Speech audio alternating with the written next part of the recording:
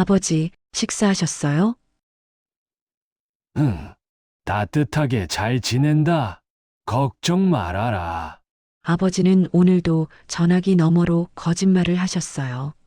하지만 119 구급대원이 문을 열었을 때 방 안은 냉골이었고 냉장고엔 김치 한 통뿐이었죠.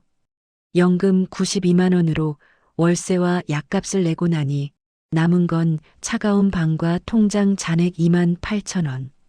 평생 자식들을 위해 모든 걸 내어주시고 정작 본인은 추위 속에 떨고 계셨던 우리 아버지. 뒤늦게 사실을 알게 된 우리의 눈물이 멈추지 않았습니다. 저는 매일 저녁 7시쯤 아버지께 전화를 드렸어요. 아버지의 목소리는 언제나 밝았고 제 안부를 먼저 물으셨죠. 오늘 좀 추웠는데 난방 잘하고 계시냐고 여쭤보면 당연하다며 따뜻하게 잘 지낸다고 말씀하셨어요. 그 말을 듣고 저는 안심했어요. 아버지는 혼자 사시지만 연금도 받으시고 건강도 괜찮으시니까 걱정 없을 거라고 생각했죠. 어머니가 돌아가신 지 5년, 아버지는 혼자 사시는 걸 원하셨어요. 자식들 사는 것도 바쁜데 자기까지 신경 쓰지 말라시며 혼자가 편하다고 하셨죠. 처음엔 매일 찾아뵙겠다고 했지만 아버지는 그것도 부담스러워 하셨어요. 일주일에 한 번만 오라고 하시면서 매일 오면 제가 힘들다고 하셨죠. 결국 저는 일주일에 한 번 찾아뵙고 매일 전화로 안부만 확인하게 됐어요. 어느 날 오빠한테서 전화가 왔어요. 아버지 목소리가 좀 이상하지 않냐고 물으시더라고요. 매일 통화하는데 괜찮으시던데라고 답했지만 오빠는 뭔가 힘이 없는 것 같다며 기침도 하신다고 했어요. 오빠의 말에 조금 불안해졌어요. 그럼 이번 주말에 같이 가보자고 했지만 주말이 되기 전에 그 일이 일어났어요. 목요일 오후 3시쯤 낯선 번호로 전화가 왔는데 119 구급대원이었어요. 아버님께서 집에서 쓰러지셔서 지금 병원으로 이송 중이라는 말에 머릿속이 하얘졌어요. 구급대원이 병원 이름을 알려줬고 저는 급히 회사를 나와 병원으로 달려갔어요. 택시를 타고 가는 내내 손이 떨렸어요. 아버지께 무슨 일이 생긴 걸까? 어제까지만 해도 전화로 괜찮다고 하셨는데 병원 응급실에 도착하니 오빠도 이미 와 있었어요. 오빠의 얼굴은 창백했고 눈은 충혈돼 있었어요. 아버지는 지금 검사 중인데 의사 선생님 말로는 저체온증이래요. 저체온증이요? 집에서 난방을 안 하고 계셨나 봐요. 순간 머리를 한 대 맞은 것 같았어요. 난방을 안 하셨다고? 아버지는 매일 따뜻하게 잘 지낸다고 하셨는데 얼마 후 의사 선생님이 나오셨어요. 환자분 상태는 다행히 위험한 수준은 아니지만 장기간 추운 곳에 계셔서 체온이 많이 떨어진 상태였대요. 장기간이라니 아마 몇 주는 되신 것 같다고 하시면서 영양 상태도 좋지 않다고 하셨어요. 제대로 식사를 하지 못하신 것 같은데 혹시 아셨냐는 물음에 저와 오빠는 아무 말도 할 수 없었어요. 몇 주 동안 난방도 안 하고 제대로 식사도 못 하셨다니. 매일 전화할 때마다 괜찮다고 하셨는데 아버지가 입원하신 후 저와 오빠는 아버지 집으로 갔어요. 문을 열자마자 냉기가 확 느껴졌어요. 보일러를 확인했더니 꺼져 있었고 거실 온도계는 5도를 가리키고 있었죠. 냉장고를 열었더니 김치 한 통과 물병 몇 개가 전부였어요. 싱크대 찬장을 열어봤지만 라면 한 봉지와 소금 간장뿐이었어요.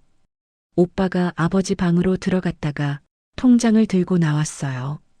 통장을 펼쳐보니 잔액이 2만 8천 원이었어요.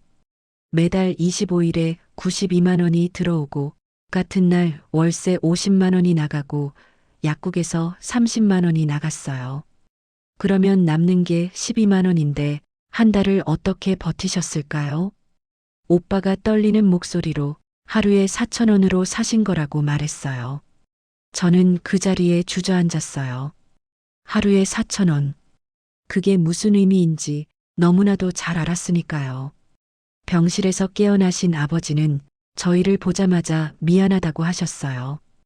왜 말씀 안 하셨냐고 물었더니 자식들도 사는 게 바쁜데 뭘 바라겠냐고 하시더라고요. 아버지는 여전히 저희를 걱정하고 계셨어요. 오빠가 참지 못하고 물었어요. 왜 난방을 안 하셨냐고, 통장을 봤다고, 돈이 없어서 그러신 거냐고. 아버지는 한참을 침묵하시더니 고개를 끄덕이셨어요. 월세랑 약값 내고 나면 남는 게 별로 없는데 난방비까지 내면 밥 먹을 돈이 없어서 그러셨대요. 그 말에 저는 울음이 터져 나왔어요. 왜 진작 말씀 안 하셨냐고 저희가 드릴 수 있는데라고 했더니 자식들한테 손 벌리고 싶지 않으셨대요. 평생 자식들한테 해준 것도 없는데 이제 와서 짐이 되고 싶지 않으셨다고 하시더라고요. 퇴원 후 며칠간 저는 아버지 집에서 함께 지냈어요. 그러면서 아버지가 어떻게 지내셨는지 알게 됐죠. 아침엔 물만 드시고 점심엔 라면 반 개를 끓여 드시고 저녁엔 김치만 드셨어요. 예전에 어머니가 계실 때는 밥을 2그릇씩 드셨는데 지금은 거의 굶다시피 하신 거예요. 난방도 하루에 1시간만 하셨어요. 저녁 7시부터 8시까지만 켜고 나머지 시간엔 이불을 두껍게 덮고 주무셨죠. 손을 잡아보니 얼음장처럼 차가웠어요. 약도 제대로 드시지 못하셨어요. 한 달에 30만 원이나 나가는 약인데 그걸 꼬박꼬박 사드시려니 다른 건 포기할 수밖에 없으셨던 거죠. 아버지는 당뇨와 고혈압 약을 드셔야 했는데 그걸 안 드시면 위험하니까 식사를 줄이고 난방을 끄신 거예요. 저는 제 자신이 너무 미웠어요. 매일 전화하면서 왜 한 번도 의심하지 않았을까? 아버지 목소리가 힘이 없으셨는데 왜 그냥 넘겼을까? 일주일에 한 번 찾아뵐 때 왜 냉장고를 한 번도 열어보지 않았을까? 아버지는 항상 밥 먹고 왔으니까 배불러서 저희끼리 먹으라고 하시며 저희가 가져온 음식을 드시지 않으셨어요. 그게 거짓말인 줄도 모르고 저는 그냥 믿었어요. 오빠도 마찬가지였어요. 회사 일에 치여서 아버지 생각을 제대로 못했다며 자책했죠. 우리 둘 다 잘못했다고 이제라도 알아서 다행이라고 말했지만 만약 더 늦었으면 어땠을까 하는 생각에 오빠는 말을 잇지 못하고 고개를 숙였어요. 저도 마찬가지였어요. 만약 이웃집 할머니가 119에 신고하지 않으셨다면 아버지는 정말 큰일 날 뻔했으니까요. 어느 날 저녁 아버지와 단둘이 이야기를 나눴어요. 왜 그렇게까지 참으셨냐고 물었더니 아버지는 창밖을 보시며 말씀하셨어요. 평생 자식들한테 해준 것도 없는데 이제 와서 손 벌리면 너무 한심할 것 같으셨대요. 평생 자식 뒷바라지만 하다가 늙어서 짐 되고 싶지 않으셨다고 하시더라고요.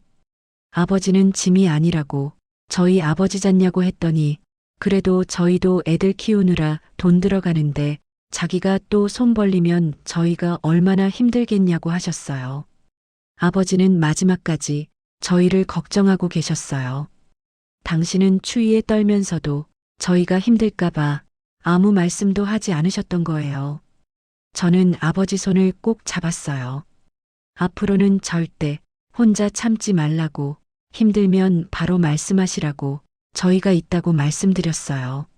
저와 오빠는 각자 배우자들과 함께 모여서 이야기를 나눴어요. 아버지를 더 이상 혼자 두면 안 될 것 같다며 오빠가 먼저 말을 꺼냈어요. 오빠는 자기 집으로 모시는 게 어떻겠냐고 했고 올케 언니도 찬성하셨어요. 아버님 혼자 계시면 또 무슨 일이 생길지 모른다며 동의해 주셨죠. 그런데 문제가 있었어요. 오빠는 부산에 살고 저는 서울에 살았거든요. 아버지는 서울에 계셨고요.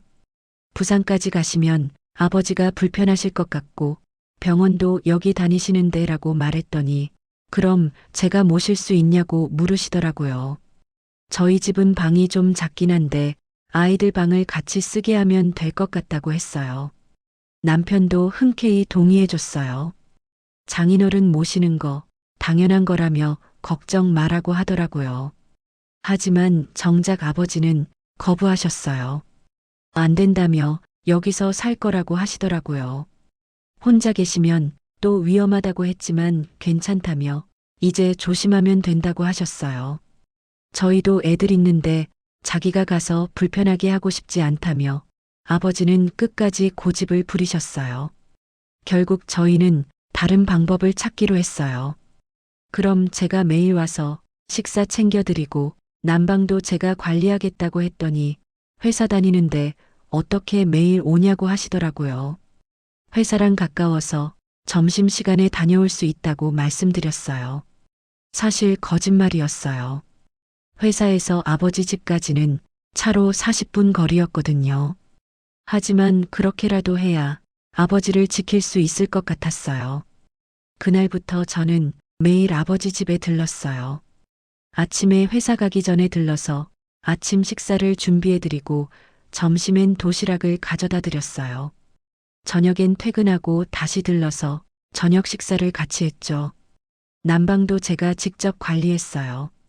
보일러를 24시간 켜두고 난방비는 제 통장에서 자동이체되게 했어요. 냉장고도 일주일에 한 번씩 제가 장을 봐서 가득 채워뒀어요. 아버지는 처음엔 불편해 하셨어요. 너 너무 힘들겠다며 이러지 말라고 하셨지만 아니라고 전 괜찮다고 말씀드렸어요. 사실 힘들긴 했어요. 아침 6시에 일어나서 아버지 집에 가고 회사 갔다가 점심시간에 다시 아버지 집 갔다가 저녁에 또 가고 하루에 왕복 6번을 오가니 체력적으로 많이 지쳤죠. 하지만 아버지가 따뜻한 방에서 제대로 된 식사를 하시는 걸 보면 그 정도 수고는 아무것도 아니었어요. 오빠도 한 달에 2번씩 서울로 올라왔어요. 주말에 올라와서 아버지와 함께 시간을 보내고 병원 진료도 같이 가고 집안 수리할 것도 챙겨줬어요. 생활비도 저희 둘이 나눠서 드렸어요. 오빠가 50만 원, 저도 50만 원. 한 달에 100만 원이면 아버지가 넉넉하게 쓰실 수 있었어요. 자식들이 이러면 안 되는데라고 하시는 아버지께 저희가 드리고 싶어서 드리는 거니까 부담 갖지 말라고 했어요. 아버지가 평생 저희 키우시느라 얼마나 고생하셨냐며 오빠가 아버지 손을 잡으며 말했어요. 앞으로 힘든 거 있으면 꼭 말씀하시고 절대 혼자 참지 말라고 했더니 아버지는 고개를 끄덕이시며 눈물을 훔치셨어요. 저도 옆에서 함께 눈물을 흘렸어요. 이제라도 알게 돼서 정말 다행이었어요. 3개월이 지났어요. 아버지는 많이 건강해지셨어요. 체중도 OKG 늘으셨고 얼굴에도 혈색이 돌았어요. 무엇보다 웃음이 많아지셨어요. 오늘 저녁엔 뭐 먹을까 하시며 드시고 싶은 걸 말씀하시기 시작했어요. 예전엔 뭘 해드려도 아무거나 괜찮다고만 하시던 아버지가 이제는 된장찌개 해줄 수 있냐며 드시고 싶은 걸 말씀하시기 시작했어요. 집도 훨씬 따뜻해졌어요. 보일러를 24시간 돌리니 집 안 온도가 항상 22도를 유지했어요. 아버지는 이제 두꺼운 이불 대신 얇은 이불 한 장만 덮고 주무세요. 너무 따뜻해서 밤에 땀날 정도라며 오랜만에 따뜻하게 자니까 너무 좋다고 하시더라고요. 저는 그 말을 듣고 얼마나 울었는지 몰라요. 어느 날 같은 빌라에 사시는 이웃분이 저를 불러 세우셨어요. 3층에 사시는 김 선생님 따님이냐고 물으시더니 진짜 잘 됐다며 그동안 너무 걱정했다고 하시더라고요. 겨울 내내 불도 안 켜고 사시는 것 같았대요. 저녁에 지나가다 보면 방에 불도 안 들어와 있고 몇 번 올라가서 여쭤봤는데 괜찮다고만 하시더라고요. 순간 가슴이 철렁 내려앉았어요. 이웃분들도 다 아셨구나. 아버지가 얼마나 힘들게 사셨는지. 최근에 자주 오시는 것 같던데 이제 챙겨드리시나 봐요. 다행이에요. 정말이라고 하시더라고요. 감사합니다. 그동안 신경 써주셔서라고 했더니 아니라며 앞으로도 건강하게 사셨으면 좋겠다고 하시더라고요. 이웃분의 말을 듣고 나니 더 미안해졌어요. 이웃분들까지 걱정하셨는데 정작 자식인 저희는 몰랐으니까요. 어느 날 저녁 아버지가 갑자기 말씀하셨어요. 사실 그날 119에 전화한 건 이웃집 할머니래요. 그날 아침에 쓰러졌는데 마침 그 할머니가 문 두드리시더래요. 김치 좀 나눠달라고. 근데 아버지가 문을 안 열잖아요. 그래서 이상하다 싶으셔서 관리실에 연락하셔서 문 열고 들어와 보니까 아버지가 쓰러져 있었대요. 그 할머니 아니었으면 큰일 날 뻔했다고 하시더라고요. 나중에 그 할머니한테 꼭 인사드려야겠다고 하셨어요. 저도 같이 가서 인사드릴게요라고 했어요. 다음 날 저는 아버지와 함께 이웃집 할머니를 찾아뵀어요. 정말 감사합니다. 아버지 살려주셔서라고 했더니 아니라며 당연한 거라고 이웃끼리 서로 챙겨야 한다고 하시더라고요. 할머니는 손을 흔들며 말씀하셨지만 저는 진심으로 감사했어요. 그날 할머니가 아니었다면 아버지는 정말 그날 밤 오빠한테 전화가 왔어요. 다음 달부터 서울로 발령받았대요. 진짜냐고 어디로냐고 물었더니 강남 쪽이래요. 그래서 이사 갈 거래요. 그럼 아버지 가까운 데로 오냐고 했더니 아버지 집에서 10분 거리로 집 알아봤대요. 이제 자기도 자주 뵈러 갈 수 있을 것 같다고 하시더라고요. 오빠 고마워요라고 했더니 뭐가 당연한 거라며 그동안 제가 너무 고생했다고 이제 자기도 도와야 한다고 하시더라고요. 괜찮다고 전 괜찮다고 했더니 아니라며 제가 얼마나 힘들었을지 안다고 하시더라고요. 이제 우리 둘이 번갈아 가면서 하자고 하시더라고요. 그래, 오빠 같이 하자고 했어요. 전화를 끊고 나니 마음이 한결 가벼워졌어요. 이제 오빠도 가까이 있으니까 아버지를 더 잘 모실 수 있을 것 같았어요. 6개월 후 아버지 생신이 찾아왔어요. 저희는 아버지 집에 모여서 소박한 생일상을 차렸어요. 미역국, 불고기, 나물 그리고 생일 케이크. 아버지 생신 축하드려요라고 했더니 고맙다며 얘들아라고 하시더라고요. 아버지는 촛불을 끄시며 눈물을 글썽이셨어요. 올해가 가장 행복한 생일인 것 같다고 하시더라고요. 왜냐고 물었더니 저희가 이렇게 자주 와주고 챙겨주니까 아빠는 세상에서 가장 행복한 사람이래요. 오빠가 아버지 손을 잡으며 말했어요. 아버지 저희가 제대로 못해드려서 죄송하다고 이제라도 열심히 하겠다고 했더니 아니라며 저희가 이렇게 해주는 것만으로도 아빠는 충분하다고 하시더라고요. 우리는 함께 미역국을 먹으며 오랜만에 가족의 시간을 가졌어요. 며칠 후 아버지가 저와 오빠를 부르셨어요. 아빠가 줄 게 있다며 책상 서랍에서 편지 2통을 꺼내셨어요. 이게 뭐냐고 물었더니 아빠가 쓴 편지래요. 그때 쓰러지기 전에 썼던 거래요. 혹시 몰라서 썼는데 다행히 이렇게 전해줄 수 있게 됐다고 하시더라고요. 저는 떨리는 손으로 편지를 받았어요. 집에 와서 편지를 펼쳐봤어요. 사랑하는 딸에게. 이 편지를 읽고 있다면 아빠는 아마 이 세상에 없을 거야. 미안하다. 힘든 걸 말하지 못해서 너희한테 짐이 되고 싶지 않았어. 하지만 이제 와서 생각해보니 그게 더 큰 짐이었을 수도 있겠구나. 아빠는 너를 정말 사랑한다. 평생 그랬고 앞으로도 그럴 거야. 건강하게 잘 살아라. 그게 아빠의 마지막 소원이다. 편지를 읽고 나니 눈물이 멈추지 않았어요. 다음 날 저는 회사에 사표를 냈어요. 정말 그만두는 거냐고 물으시더라고요. 내 아버지를 제대로 모시고 싶어서요라고 했더니 대단하다고 하시더라고요. 회사를 그만두고 저는 아버지 근처로 이사를 갔어요. 도보 5분 거리에 작은 빌라를 얻었죠. 남편도 이해해줬어요. 장인어른 모시는 게 우선이라며 당연한 거라고 하더라고요. 아이들도 좋아했어요. 엄마 할아버지 자주 볼 수 있냐고 물으시길래 응, 매일 바라고 했더니 와 좋아라고 하더라고요. 이사를 하고 나니 아버지를 더 자주 뵐 수 있었어요. 아침마다 아버지 댁에 가서 식사를 같이 하고 저녁에도 함께 저녁을 먹었어요. 주말엔 아이들과 함께 아버지 모시고 공원 산책도 다녔죠. 아버지는 정말 행복해 하셨어요. 손주들이랑 이렇게 자주 볼 수 있어서 너무 좋다고 하시더라고요. 1년이 지났어요.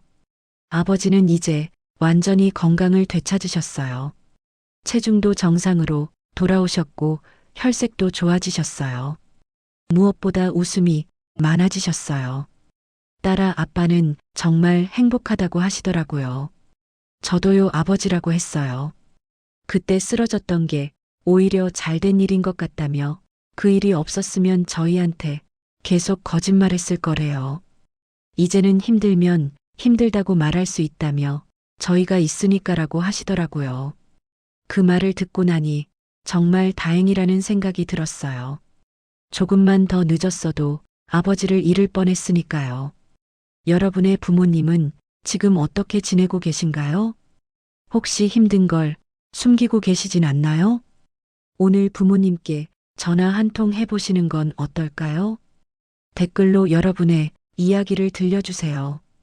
구독과 좋아요로 한 줄 인생사의 다음 편을 기다려주세요.